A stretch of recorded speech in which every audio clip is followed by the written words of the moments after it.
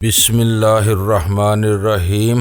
گمنام ہیرو کے معزز ناظرین، السلام علیکم۔ آئیے چلتے ہیں کہانی کی طرف۔ مناسب وقت کے انتظار میں اب تک ہمارا ساتھ دیتا چلا آ رہا ہو، یہاں سے جانے میں زیادہ سے زیادہ 1 دن کا کرایہ ضائع ہوگا، لیکن سوال یہ ہے کہ کاغذات کے بغیر پیرس میں ہمیں کون پناہ دے گا؟ پیشہ ور لڑکیاں شناختی کارڈ نہیں صرف نوٹ دیکھتی ہیں۔ وہ ہنستے ہوئے بولی، تم دونوں کو ذرا سی محنت کے بعد کوئی کام کی لڑکی مل جائے گی، میں کسی ہوٹل میں ٹک جاؤں گی۔ ہم بہت غیر یقینی حالات سے دوچار ہیں، کچھ پتہ نہیں کہ کب اچانک فرار ہونا پڑ جائے۔ میں تمہیں بھی اپنے ساتھ رکھنا چاہتا ہوں، کیونکہ میرا اصل مقصد کنگ لائنز والے جمی لائٹ کی بے خونی ہے۔ مجھے یقین ہے کہ ساری کارروائیوں کی پشت پر اسی کا دماغ کام کر رہا ہے۔ ایسی ہی بات ہے تو میں کسی دلال کی معرفت 1 ہفتے کا پیشگی کرایہ دے کر کوئی چھوٹا سا فلیٹ لے سکتی ہوں۔ تم دونوں میرے دوستوں کی حیثیت سے بے آسانی میرے ساتھ رہ سکو گے، اس نے کہا، اور اس تجویز پر میرا دل پیرس جیسے اجنبی شہر میں سر چھپانے کے لیے اس سے محفوظ اور سہل تجویز ممکن ہی نہیں تھی۔ تم دونوں کمرے میں ٹھہرو، میں نیچے اتر کر جائزہ بھی لیتا ہوں، واپسی پر اخبارات لیتا آؤں گا۔ یہ کہتے ہوئے میں نے اپنی جگہ چھوڑ دی اور ایلی نور رقم کا تھیلا مشہری کے نیچے اڑسنے لگی۔ میں نے باہر جانے کے لیے دروازہ کھولا ہی تھا کہ لمحہ بھر کے لیے میرا اوپر کا سانس اوپر اور نیچے کا نیچے رہ گیا۔ اولینی کے بارے میں بدنیتی کی بنیاد پر تراشے ہوئے میرے الزامات درست ثابت ہوتے نظر آ رہے تھے، کیونکہ وہ میرے مد مقابل ہوٹل کی راہداری میں موجود تھا۔ اس کے دونوں ہاتھ اوور کوٹ کی جیبوں میں تھے اور وہ نہ جانے کب سے وہاں کھڑا اندر کی سن گن لینے کی کوشش کر رہا تھا۔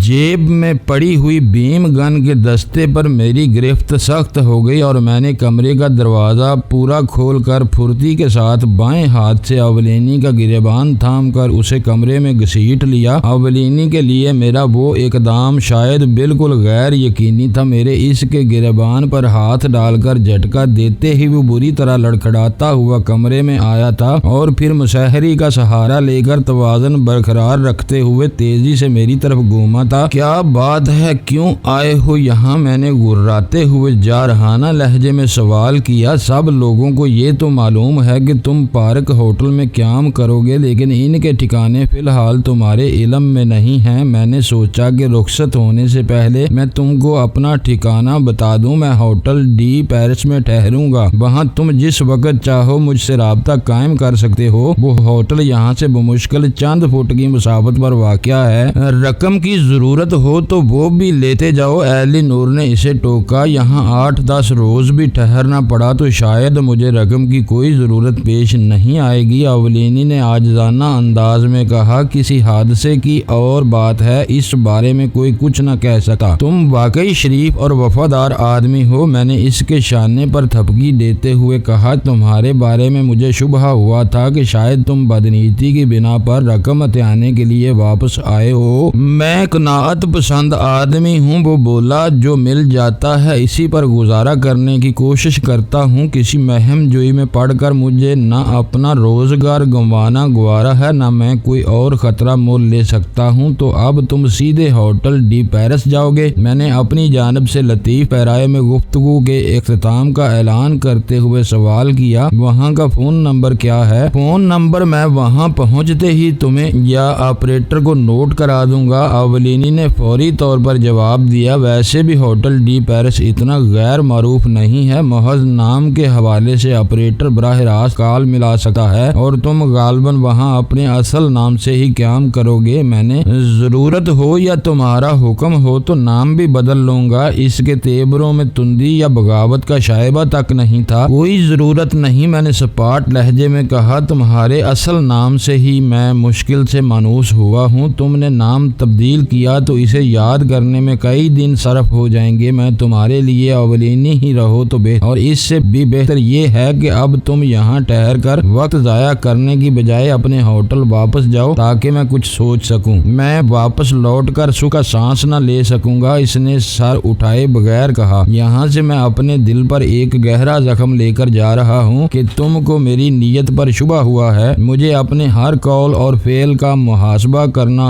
ہوگا کہ مجھ سے کب اور کہاں ایسی غلطی سرزد ہوئی جس نے میرے بارے میں تمہاری رائے خراب کی ہے۔ کسی محاسبے کی ضرورت نہیں، میں نے سخت لہجے میں کہا۔ میں تمہارا آئی مین ہوں، لیکن موجودہ حالات میں میں خود ایسی بے یقینی کا شکار ہوں کہ اپنے سائے پر بھی بھروسہ نہیں کر سکتا۔ تمہارے لیے میں نے جو کچھ کہا وہ تمہارے کسی عمل کا رد عمل نہیں تھا، بلکہ خود میرے ذہن پر چھائے ہوئے خدشوں کا پرتو تھا۔ تم جا کر آرام سے اطمینان سے تم سے جو کچھ پوچھنا تھا وہ میں پوچھ چکا۔ اب اس معاملے میں مغز زنی بالکل بے سود ہے۔ اس نے سر کو خم دے کر اپنا داہنا ہاتھ پیشانی تک اٹھایا اور تعظیمی انداز میں کمرے سے باہر نکل گیا۔ مجھے محسوس ہو رہا ہے کہ اب تمہارے اعصاب پر خوف طاری ہونے لگا ہے، جس کی وجہ سے تم اپنے سائے سے بھی بھڑک رہے ہو۔ کمرے کا دروازہ بند ہوتے ہی ایلی نور بولی، تم گھاس کھا گئی ہو۔ اچانک غیر متوقع طور پر سلطان شاہ گفتگو میں دخل اندازی کر بیٹھا۔ خوف اور دہشت تو ہم پیچھے چھوڑ آئے، یہ سب کام کرنے کی علامتیں ہیں، بس تم دیکھتی جاؤ کہ اب کیا ہوتا ہے۔ اولینی کی گردن بچ گئی ہے، لیکن جلد ہی کسی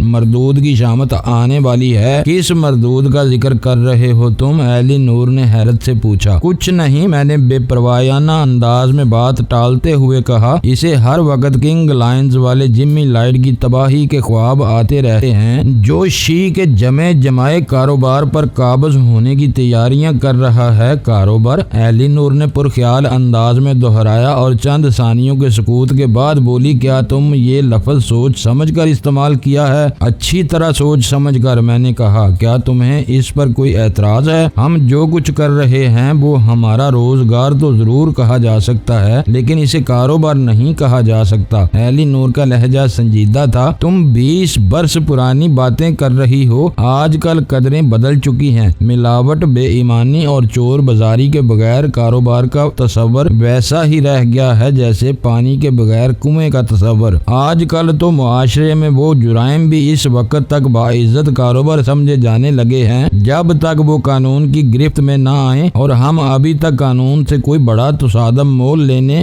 بغیر بہت کامیابی کے ساتھ پیش قدمی کر رہے ہیں۔ شاید تم ٹھیک کہہ رہے ہو، کیونکہ ہم نتائج کے عہد میں جی رہے ہیں۔ لوگ صرف نتائج پر غور کرتے ہیں، اس سے کسی کو غرض نہیں کہ وہ نتائج کیسے حاصل کیے گئے۔ وہ مزاحمت لہجے میں بولی، اگر تمہارے پاس سرمایہ ہے تو تم کامیاب انسان ہو۔ کوئی یہ پوچھنے کی زحمت نہیں کرے گا کہ تم نے وہ پیسہ کسی کا گلا کاٹ کر حاصل کیا ہے یا ہیروئن کی اسمگلنگ میں کمایا ہے۔ بس پیسے کے بل پر تم معزز، محترم اور منصف سمجھ لیے جاؤ گے۔ شاید تمہارے اندر سوئی ہوئی وہ پرانی ایلی نور پھر جاگ رہی ہے، جس نے میڈوسا پر ایک امیر البحر کی رفاقت کو بے اعتنائی سے ٹھکرا دیا تھا۔ میں نے ایک گہرا سانس لے کر کہا، مشکل یہی ہے کہ وہ ایلی نور آج تک نہ سو سکی۔ اس نے پھیکی مسکراہٹ کے ساتھ کہا، رشتہ تو تم سے بھی کوئی نہیں ہے، بلکہ امیر البحر تو میرے آقا کا دوست تھا، لیکن تم میرے لیے سراسر اجنبی تھے۔ تمہارے وجود کی مقناطیسی کشش نے مجھے بے خود کر دیا، اور اب میں تمہارے اشاروں کی غلام ہوں۔ اس غلامی پر میرا رواں رواں خوشی سے سرشار ہے، کیونکہ یہ میں نے جانتے بوجھتے ہوئے اپنی مرضی سے قبول کی ہے۔ میرے وجود کی کشش میں شاید میرا آئی مین ہونا ہر خصوصیت پر باری تھا۔ میں نے سگریٹ کا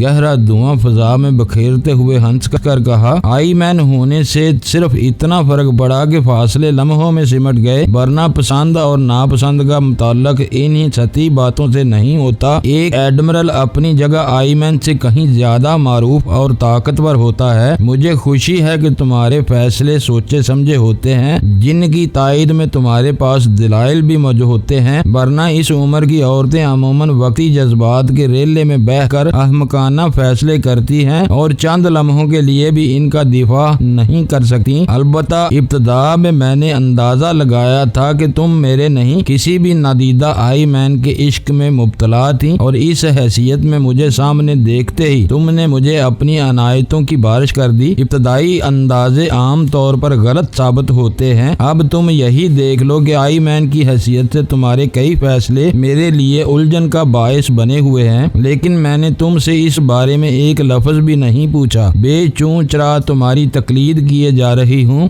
بعد میں جو ہوگا وہ دیکھا جائے گا۔ کون سے فیصلے؟ میں نے چونک کر سوال سوال کیا۔ چھوڑو ان باتوں کو، وہ براہ راست میری آنکھوں میں دیکھتے ہوئے بولی، پتہ نہیں یہ بات کیوں میری زبان پر آ گئی، میں نے خود کو تمہارے رحم و کرم پر چھوڑ دیا ہے، جیسا کہو گے اسی طرح کرتی جاؤں گی۔ میں آئی مین ضرور ہوں، لیکن میرے اور تمہارے درمیان ایک قریبی تعلق پیدا ہو چکا ہے، اس لیے ہم کھل کر بات کر سکتے ہیں۔ تنہائی میں تمہاری تنقید بھی قبول کر لوں گا، البتہ ڈسپلن کی خاطر دوسروں کے سامنے مجھے سخت رویہ اختیار کرنا پڑتا ہے۔ اس وقت تم گل کر بات کر سکتی ہو، میں نے فراخ دلی سے کہا، ورنہ حقیقت یہ تھی کہ ایلی نور کی ان باتوں نے مجھے پریشان کر دیا تھا اور میں جلد اپنی ان کوتاہیوں سے واقف ہونا چاہ رہا تھا جن کی طرف ایلی نور نے اشارہ کیا تھا۔ نہ جانے کیوں مجھے یہ احساس ہو رہا ہے کہ تم آئی مین ہونے کے باوجود اس وقت تنظیم کے مفادات کے خلاف جا رہے ہو، اس نے جھجکتے ہوئے کہا، لیکن میرے سامنے بس وہی حالات اور واقعات ہیں جو مجھے بتائے گئے ہیں، ان سے آگے جو کچھ ہو سکتا ہے وہ صرف تمہارے علم میں ہے۔ ہو سکتا ہے کہ تمہاری نگاہ آخری نتائج پر ہو جو موجودہ نقصانات کے باوجود آخرکار شی کے لیے سود مند ثابت ہوں گے۔ تمہارا جواز درست ہے، لیکن پھر بھی میں تمہاری زبان سے ایسے اقدامات کی نشاندہی کرانا چاہتا ہوں۔ میں نے اپنی اضطراری کیفیت پر قابو پاتے ہوئے اصرار کیا۔ سب سے پہلا تو گن بوٹ کی فروخت کا معاملہ ہے۔ اس نے قدرے توقف کے بعد زبان کھولی، میں تصور بھی نہیں کر سکتی تھی کہ تم اسے یوں اونے پونے داموں پر فروخت کر دو گے۔ دوئم یہ کہ تم شروع سے اب تک شی کے ٹھکانوں سے رجوع کرنے سے گریز کرتے آ رہے ہو، میں اس کا کوئی سبب سمجھنے سے قاصر ہوں۔ حالانکہ بات بالکل سیدھی ہے، میں نے اوپری دل کے ساتھ ایک کھوکھلا قہقہا لگا کر کہا، بریسٹ کے بحری اڈے پر دشمن کے آدمی موجود تھے، میں انہیں اپنی طرف سے ہوشیار نہیں کرنا چاہتا تھا، پھر ان لوگوں کے ساتھ ہی وہ اڈا بھی تباہ ہو گیا۔ جب شی کے دشمنوں کو اپنے ہرکاروں کی طرف سے کوئی اطلاع نہیں ملے گی تو انہیں تشویش ہوگی اور وہ اپنے وسائل گن بوٹ کی تلاش پر مامور کر دیں گے، اس لیے گن بوٹ مخدوش ہو گئی تھی۔ کھلے سمندر میں اس کی تباہی سے بہتر تھا کہ جو رقم ہاتھ آ سکے وہ حاصل کر لی جائے۔ اس اقدام سے شی کو کوئی نقصان نہیں ہوا کیونکہ ہم انڈر رائٹر سے بیمے کی رقم وصول کریں گے۔ بیمے والی بات میرے ذہن میں نہیں آ سکی تھی۔ وہ ایک گہرا سانس لے کر بولی، لیکن رقم مل جانے کے باوجود ہم فوری طور پر گن بوٹ کا متبادل تلاش نہ کر سکیں گے۔ وہ ہر اعتبار سے اپنی مثال آپ تھی۔ اس کے نہ ہونے سے شی کی سرگرمیوں پر کوئی اثر نہیں پڑے گا۔ اصل نکتہ یہ ہے کہ شی کے سارے معاملات رازداری کے ساتھ طے پاتے ہیں۔ گن بوٹ کے غائب ہونے کا معاملہ بھی اخبارات وغیرہ میں نہیں آئے گا اور شی کے دشمنوں پر گن بوٹ کا نفسیاتی دباؤ باقی رہے گا اور وہ شی کی سرگرمیوں کے لیے کوئی خطرہ پیدا نہیں کر سکیں گے جس کے سدے باب کے لیے گن بوٹ خریدی گئی تھی۔ خیر یہ سب اعلیٰ قیادت کے مسائل ہیں، اپنا برا بلا وہی سمجھ سکتے ہیں، لیکن رابطے سے گریز کے بارے میں اب بھی تم نے کوئی وضاحت نہیں کی۔ وہ بولی، بریسٹ کے بحری اڈے کے بارے میں نے جو کچھ کہا اسی میں اس سوال کا جواب بھی موجود تھا۔ میں نے حیرت سے کہا، شاید تم ذہنی طور پر کہیں غائب تھی۔ اس بارے میں تم نے جو کچھ کہا وہ بریسٹ کے بارے میں تھا کہ وہاں موجود دشمن کے ایجنٹوں کو تم اپنی طرف سے ہوشیار نہیں کرنا چاہ رہے تھے، لیکن اب پیرس میں بھی ایسا نظر آ رہا ہے جیسے تم دشمنوں میں محصور ہو۔ حالانکہ یہاں شی والے بہت مستحکم اور بارسوخ ہیں، لیکن تم نے انہیں نظر انداز کر کے خود کو اولینی کے رحم و کرم پر چھوڑا ہوا ہے۔ یہ ہوٹل اسی نے بتایا ہے اور تم یہاں سے نکلنے کے بعد مجھ پر انحصار کرو گے۔ ایلی نور بظاہر سیدھی سادی سہل پسند عورت نظر آتی تھی، لیکن اس کے ٹیڑھے سوالات نے مجھے اس کی طرف سے چکنا کر دیا۔ اس کا اٹھایا ہوا نکتہ بہت مضبوط اور دور رس تھا جس کا فوری جواب دینا محال تھا، لیکن اپنے بارے میں مجھے بس ایک ہی خوش فہمی ہے کہ نامساعد حالات میں میرا ذہن بہت تیزی کے ساتھ برجستہ فیصلے کرتا ہے۔ تم یہ بول رہی ہو کہ میں کون ہوں اور یہاں کیوں آیا ہوں؟ میں نے فی البدی کہنا شروع کیا۔ اس بار میرا لہجہ قدرے سخت اور مستحکم تھا۔ اصل مسئلہ شی میں مخالف گروہ کے ایجنٹوں کا ہے جو ہماری غفلت سے فائدہ اٹھا کر نہ جانے کہاں کہاں اپنے قدم جما چکے ہیں۔ مجھے ان کو ڈھونڈ کر نکالنا ہے، اس لیے میری موجودگی کا راز رہنا نہایت ضروری ہے۔ بریسٹ کا اڈا ان کی سرگرمیوں کے نتیجے میں برباد ہو گیا۔ اب عین ممکن ہے کہ پیرس کی شاخ میں بھی ان کے ہمدرد اور مددگار موجود ہوں، میں نے ایک بار ان سے رابطہ قائم کر لیا تو ساری رازداری ختم ہو جائے گی۔ میں دشمنوں کو ان کے اصل روپ میں نہ دیکھ سکوں گا اور وہ سب بظاہر وفادار رہتے ہوئے میری جان کے دشمن ہو جائیں گے۔ اس لیے میں اپنے لیے عارضی دشواریوں کی پرواہ کیے بغیر ذاتی یا بقول تمہارے اولینی کے وسائل پر انحصار کر رہا ہوں تاکہ کم سے کم افراد کو اس علاقے میں میری موجودگی کا علم ہو سکے۔ آئی مین صرف آئی مین ہوتا ہے، وہ چاہے تو اپنی ذات کو پردہ راز میں رکھ سکتا ہے، جیسے شی کے سربراہ جمی لائٹ سے اس کے تمام ماتحت کانپتے ہیں، لیکن آج تک کسی نے اس کی زیارت نہیں کی۔ اگر تم پیرس میں شی والوں سے رابطہ قائم کر کے ان کی خدمات طلب کرو تو انہیں کیسے پتا چلے گا کہ تم مقامی آئی مین ہو یا ایشیا سے کسی خاص مشن پر یہاں آئے ہو؟ معلوم ہوتا ہے کہ تمہاری ننھی سی کھوپڑی میں کسی چوزے کا بیجا ہے۔ اگر ان لوگوں نے میرے قیام کا بندوبست کرایا ہوتا تو پوشیدہ رہ کر وہ نہ صرف مجھے دیکھ سکتے تھے بلکہ میری سرگرمیوں پر میری لا علمی میں نگاہ بھی رکھ سکتے تھے۔ میں نے اس کا مضحکہ اڑاتے ہوئے جارحانہ لہجے میں کہا۔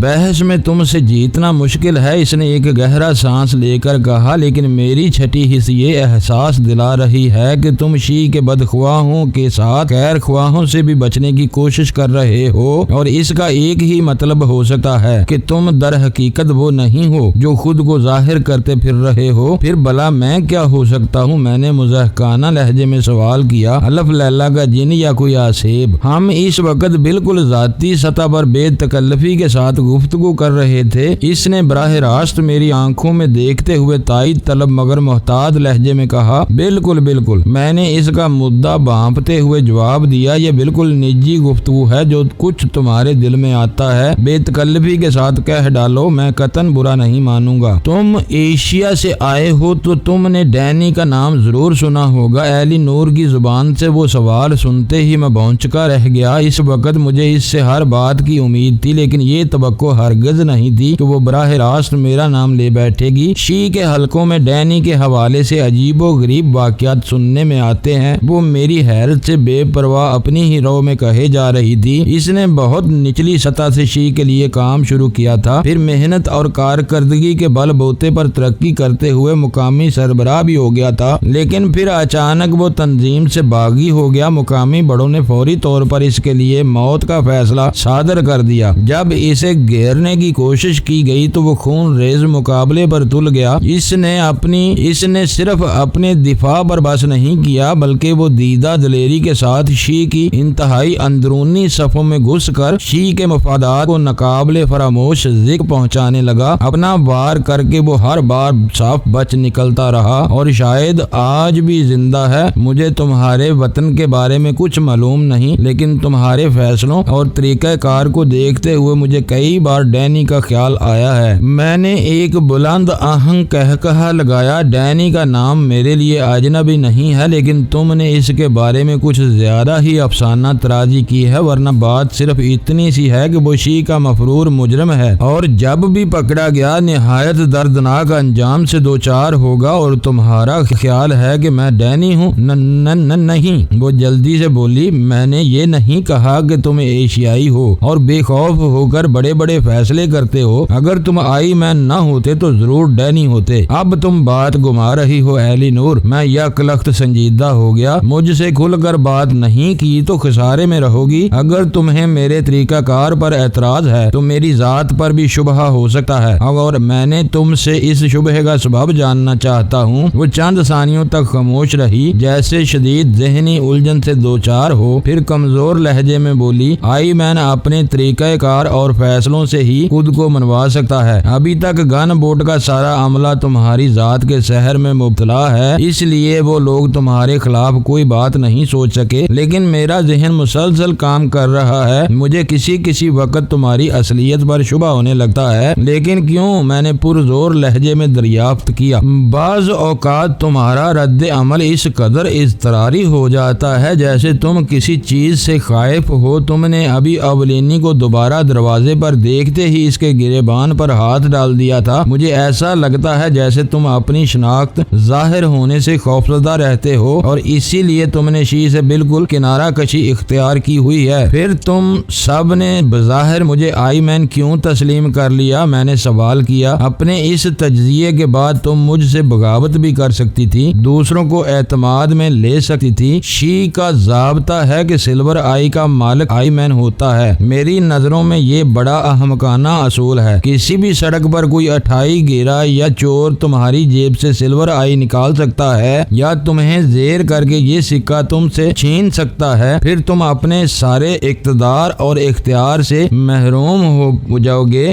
دوسری طرف اس چور کو اگر شی کے بارے میں ذرا بھی واقفیت ہے تو وہ شی کے ہر کاروں کے سامنے محض سلور آئی کے بل پر آئی مین کا روپ اختیار کر سکتا ہے۔ اس کا ذہن بالکل واضح تھا اور وہ صحیح خطوط پر سوچ رہی تھی۔ مجھے اس حسین و جمیل لڑکی کی ذہانت پر حیرت ہو رہی تھی کہ وہ کتنی آسانی کے ساتھ مسئلے کی تہہ تک پہنچ گئی تھی، لیکن میں اس کے الزامات کو کسی بھی قیمت پر تسلیم کرنے کے لیے آمادہ نہیں تھا۔ میں ہر اعتبار سے اس پر اپنی گرفت مضبوط رکھنا چاہتا تھا۔ تو تمہارا خیال ہے کہ میں ڈینی ہوں اور میں نے کسی اصل آئی مین سے سلور آئی بے زور طاقت حاصل؟ میں نے گمبھیر لہجے میں اس سے سوال کیا۔ میرا خیال تو کچھ بھی نہیں، جو کچھ تم نے بتا دیا وہ میں نے من و عن قبول کر لیا، لیکن میرے ذہن میں بار بار شبہات کے سائے لہرانے لگتے ہیں۔ اس وقت تم نے خود ہی کھلی باتیں کرنے کی دعوت دی تو میں نے سب کچھ اگل دیا، لیکن تم یقین رکھو کہ یہ میرے ذاتی خیالات ہیں اور ہر حالت میں میری ذات تک محدود رہیں گے۔ وہ خوف زدہ بلکہ تقریباً رو دینے والے لہجے میں بولی، تم جو کچھ بھی ہو لیکن میں تمہیں آئی مین تسلیم کرتی ہوں۔ رونے بسورنے کی ضرورت نہیں، میں نے اپنے لہجے میں نرمی پیدا کرتے ہوئے کہا۔ اچھا ہوا کہ اس وقت تم نے اپنے دل کی بڑاس نکال لی، ورنہ خود ہی سوچ کر پاگل ہو جا۔ جب تک سلور آئی میری تحویل میں ہے شی کا کوئی کارندہ میرے اختیارات کو چیلنج نہیں کر سکتا، لیکن تم نے سلور آئی کی چوری کا بہت خیال انگیز نکتہ اٹھایا ہے۔ شی کے بڑوں کو مل کر اس کا کوئی حل تلاش کرنا ہوگا۔ اصل آئی مین کو تو دوبارہ سلور آئی عطا کی جا سکتی ہے، لیکن تنظیم سے باہر چلی جانے والی سلور آئی کے غلط استعمال اور اس کے سدے باب کے بارے میں شاید آج تک سوچا ہی نہیں گیا۔ بس یہ فرض کر لیا گیا ہے کہ ہر آئی مین اتنا مستعد اور طاقتور ہوگا اپنی زندگی میں سلور آئی کی حفاظت کر سکے۔ اب دیکھو مجھے پھر ایک خیال آ رہا ہے، وہ رو دینے والے لہجے میں بولی اور میں بے اختیار ہنس پڑا۔ تم اپنے شبہات پر یقین کا اظہار بھی کر دیتی تو میرے رویے میں کوئی تبدیلی نہ ہوتی۔ میں نے تشفی امیز انداز میں اس کی پشت پر تھپکی دیتے ہوئے کہا، تمہارے بارے میں نے اندازہ لگایا ہے کہ تم اس قسم کی عورتوں سے تعلق رکھتی ہو جو کھل کر محبت یا نفرت کرتی ہیں، وفا کے ڈکوسلے اپنا کر چوری بے وفائی نہیں کرتی۔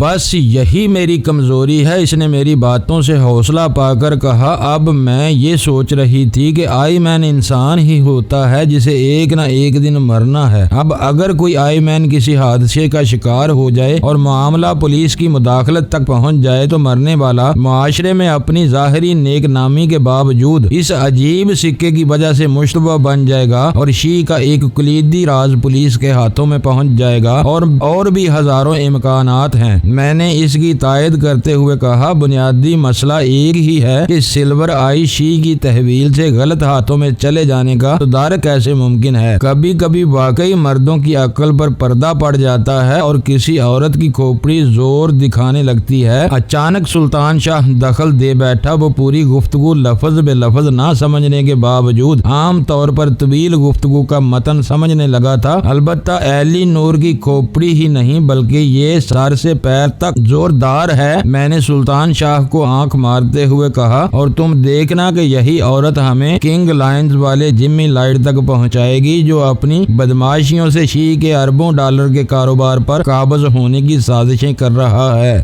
جس طرح یہ تمہارے چکر کاٹتی ہے اس سے مجھے پہلے ہی اندازہ ہو گیا تھا کہ تم نہیں بچ سکو گے۔ اس بار سلطان شاہ اردو میں بولا تھا، ایلی نور زوردار ہے تو تم بھی زور آور ہو۔ تم نے میرے مشوروں پر کان نہ دھرا تو یہ لکھ لو کہ ایک نہ ایک دن کوئی عورت ہی تمہارے زوال کا سبب بنے گی۔ یہ تم سے جلنے لگا ہے، میں نے ایلی نور سے انگریزی میں کہا، اور سلطان شاہ کا منہ بگڑ گیا۔ یہ اپنی سوا کسی عورت یا مرد کو مجھ سے زیادہ قریب ہوتے ہوئے نہیں دیکھ سکتا، تو تم اس سے شادی کیوں نہیں کر لیتے؟ ایلی نور کا لہجہ شوخ ہو گیا۔ وہ کافی دیر بعد اعتدال پر آئی تھی۔ سلطان شاہ بنا کر بڑبڑاتا ہوا بستر سے اٹھ گیا۔ یہ کار خیر اسکینڈینیویا کے ملکوں میں ہو ہی سکتا ہے اور وہاں سردی بہت ہوتی ہے، میں زیادہ دن ٹھنڈ برداشت نہیں کر سکوں گا، میں نے مسکراتے ہوئے کہا۔ آج کل تو سرجری بہت ترقی کر گئی ہے، اگر اس میں عورتوں جیسے جذبات موجود ہیں تو ایک ہی آپریشن میں اسے عورت بنایا جا سکتا ہے، پھر تمہیں اسکینڈینیویا جانے کی کیا ضرورت؟ ایلی نور نے ہنستے ہوئے کہا، بکواس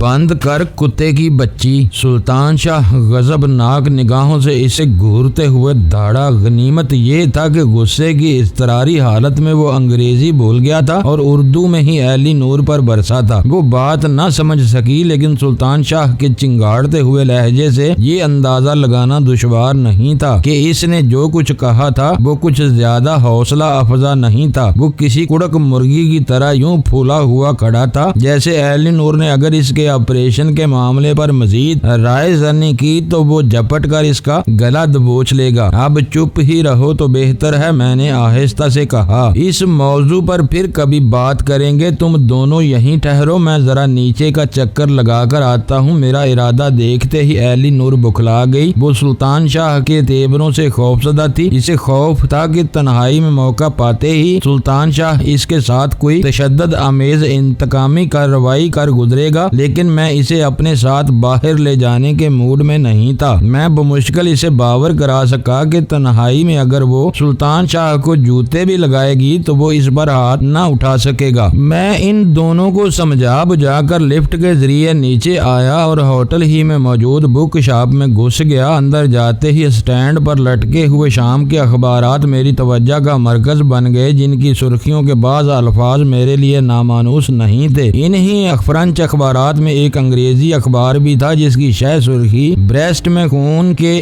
دریا کا اعلان کر رہی تھی۔ اپنے اشتیاق پر قابو پاتے ہوئے میں نے وہ انگریزی اور چند فرنچ اخبارات لیے اور کاؤنٹر پر آبو البحر کے خالد کے ذریعے ملا ہوا امریکی کرنسی کا ایک بڑا نوٹ ادائیگی کے لیے پیش کر دیا، کیونکہ بک شاپ کے ایک گوشے میں غیر ملکی کرنسیوں کے قابل قبول ہونے کی اطلاع شرح تبادلہ سمیت آویزاں تھی۔ شی کے مال غنیمت سے وہ میری پہلی خریداری تھی۔ اس وقت پہلی بار مجھے یاد آیا کہ شی کے اعلیٰ کاروں نے کراچی میں میری فیکٹری اور گھر کو نظر آتش کر کے مجھے جو مالی ذک پہنچائی تھی اس کا ازالہ ہو چکا تھا۔ ابو البحر والوں نے ہاتھ گن بوٹ فروخت کر کے میں نے کراچی میں ہونے والے اپنے نقصانات سے کئی گنا زیادہ رقم کما لی تھی۔ میں استقبالیہ کاؤنٹر کے سامنے لفٹ کی طرف بڑھا ہی تھا کہ اچانک ایک باوردی بہرا میری طرف لپکا، موسیو تم سے ہوٹل کا مینیجر ملنا چاہ رہا ہے، اس سے شستہ انگریزی میں کہا اور میں اس کے ساتھ ہو لیا۔ استقبالیہ سے ملحق مختصر راہداری میں مینیجر کا کمرہ تھا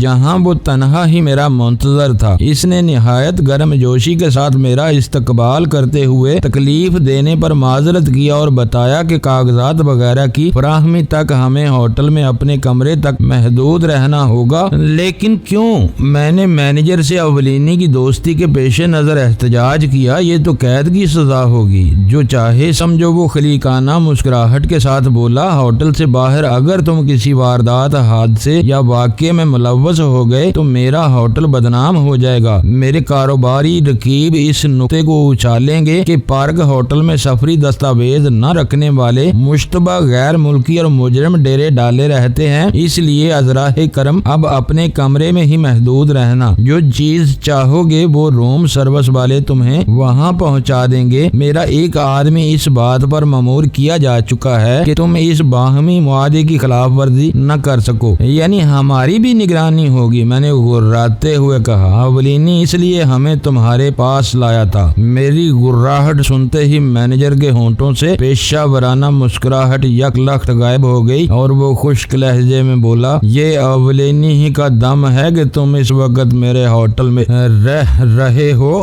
ہوش میں رہ کر بات کرو ورنہ امیگریشن کے قوانین کے تحت میں تمہیں اسی وقت پولیس کے حوالے کر سکتا ہوں۔ میں اسی وقت تمہارا ہوٹل چھوڑ رہا ہوں، میں نے غصیلے لہجے میں کہا۔ ایسی ذلت آمیز قید سے تو بہتر ہے کہ ہم اپنی راتیں پیرس کے کسی پبلک پارک میں گزار لیں۔ میرے ہوٹل میں نہ آئے ہوتے تو جو چاہو کر لیتے، مگر میری مرضی کے بغیر اب قدم باہر نہ نکال سکو گے۔ اس کے ہونٹوں پر احتجاجیہ مسکراہٹ پھیل گئی اور میں لہجہ سخت ہو گیا۔ بہتر یہی ہوگا کہ جو میں کہہ رہا ہوں اسے گرہ میں باندھ لو، ورنہ حوالات کی سیر کرنے کے لیے تیار ہو جاؤ۔ یہاں غیر قانونی تارکین وطن کے لیے بہت سخت سزائیں مقرر ہیں۔ یہ کھلی ہوئی بلیک میلنگ ہے۔ میں نے احتجاج کرنا چاہا لیکن اس نے میری بات اڑا دی۔ اس ہوٹل میں ایسے گھٹیا الفاظ استعمال نہ کرو میاں، پیرس کے شرفا آتے ہیں۔ اس کا لہجہ اس بار سرد اور دھمکی آمیز ہو گیا تھا۔ پتہ نہیں آولینی تم جیسے بازاری لوگوں سے کیوں ملنے لگا ہے۔ فی الحال وہی ہوگا جو تم چاہ رہے ہو، لیکن میں جلد از جلد آولینی سے ملنا چاہتا ہوں۔ میں نے بے دقت تمام اپنے غصے پر قابو پاتے ہوئے، تم اسے نہ بلا سکے تو میں اسے فون کروں گا، کوشش کر لینا، اس کا سراغ مل جائے تو مجھے بھی آگاہ کر دینا۔ تم کیا کہنا چاہ رہے ہو؟ میں نے اس کی آنکھوں میں دیکھتے ہوئے چونک کر سوال کیا۔ سارا مسئلہ یہی ہے کہ آولینی سرے سے ہوٹل ڈی پیرس نہیں پہنچا۔ اس نے پہلی بار کرینے سے بات کی اور میرے منہ سے بے اختیار ایک گہرا سانس آزاد ہو گیا۔